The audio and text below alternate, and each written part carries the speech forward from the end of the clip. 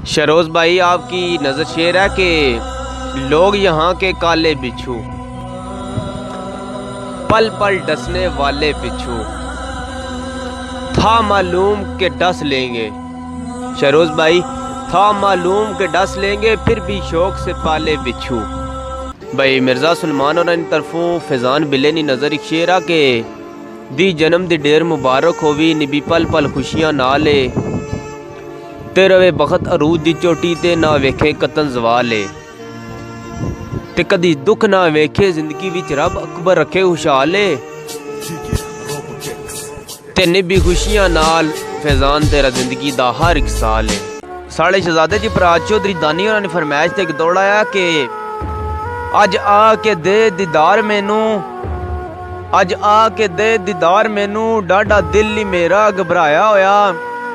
ओए ना फोटुआं नाल नहीं गल बनदी, मेरा इन्हां तू दिल ही चाया होया, ओए मुद्दत नहीं वतन नसीब होया, ओए मुद्दत नहीं वतन नसीब होया, साया इज्जत दा सिर ते छाया होया, ओ तेरी दीद बिना च मर जासां, डाडा रोग जान ने लाया होया।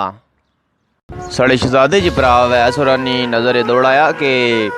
मुलाकातें अरूज पर थी तो, मुलाकातें अरूज पर थी तो अजान का जवाब तक न दिया, मुलाकातें अरूज पर थी तो अजान का जवाब तक न दिया, आज यार रूठा तो नमाजी बन गया।